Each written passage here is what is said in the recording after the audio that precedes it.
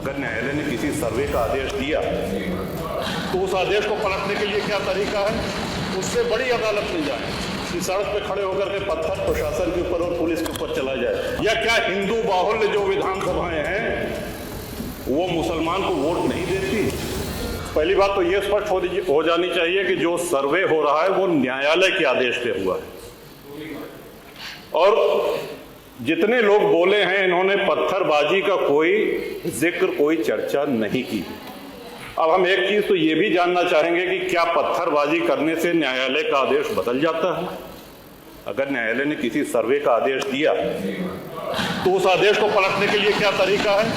उससे बड़ी अदालत में जाए कि सड़क पे खड़े होकर के पत्थर प्रशासन के ऊपर और पुलिस के ऊपर चला जाए। आज तक कभी प्रशासन का निर्णय, न्यायालय का निर्णय इससे बदला हो तो?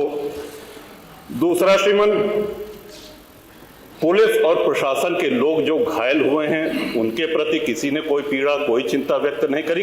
बहुत गंभीर मामला है ये। ठीक उसी तरह है जैसे बहराइच में 22 साल का एक नौजवान राम गोपाल मिश्र, 4 महीने पहले शादी हुई थी, उसकी हत्या कर दी गई। इतनी निर्मम हत्या करी गई, इतनी गोलियां शरीर में मारी गई, हाथ के नाखून भी निकाल लिए गए। अपराध क्या था कि उसने अपने धर्म का एक झंडा लगा दिया। श्रीमान, इसी चर्चा में एक बड़ा रोचक तथ्य सामने आया। माननीय नवाब साहब ने कहा कि कुंदरकी में लूट हुई है, लूट करके, वोट लूट करके ये विधायक बन गए हैं। वरना कुंदरकी में 65% मुसलमान हैं, 35% हिंदू हैं, तो रामवीर सिंह कैसे जीत जाता? ये कार्रवाई में है हमारा। तो मनवर एक सवाल हम ये भी करना चाहते हैं कि जिन विधानसभाओं में मुस्लिम मतदाता की संख्या हिंदू से कम है, क्या वो लूट करके विधायक बन के आते हैं? या क्या हिंदू बाहुल्य जो विधानसभाएं हैं वो मुसलमान को वोट नहीं देती? इस हिसाब से तो यही लगता है कि सबसे बड़ा आश्चर्य धरती का यही हो गया कि जब 65% मुस्लिम है तो हिंदू कैसे जीत गया? आज पहला दिन है इन लोगों का सदन में। हमने अनुरोध किया था जो नए सदस्य जीत के आए हैं कम से कम परिचय करा दें, हम लोग भी पहचान लें।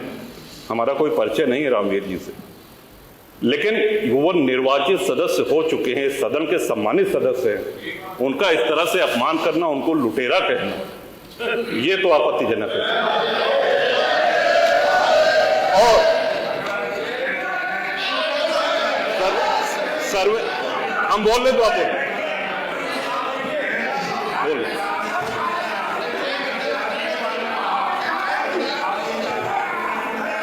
माननीय अध्यक्ष जी, 2 मिनट में अपनी बात समाप्त कर रहा हूं। 2 मिनट में अपनी बात समाप्त कर रहा हूं। हम लोगों ने भी बड़े धैर्य से सुना।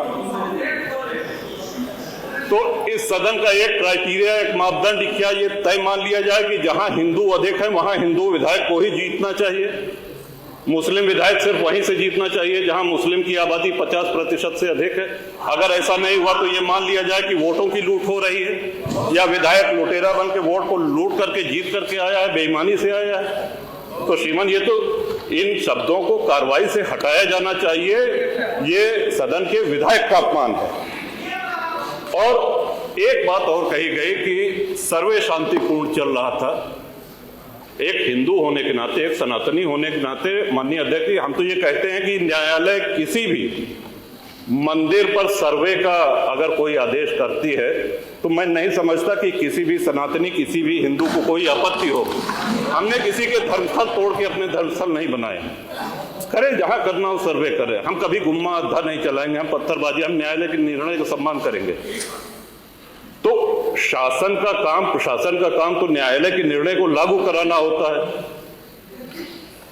तो इसलिए माननीय अध्यक्ष जी, इस पे चर्चा कराई जाए। चर्चा में भाग लेने की इच्छा इधर भी है, इधर भी है, बहुत से लोगों की है, और चर्चा कराई जाएगी तो बहुत सी सच्चाइयां सामने आएंगी। बहुत बहुत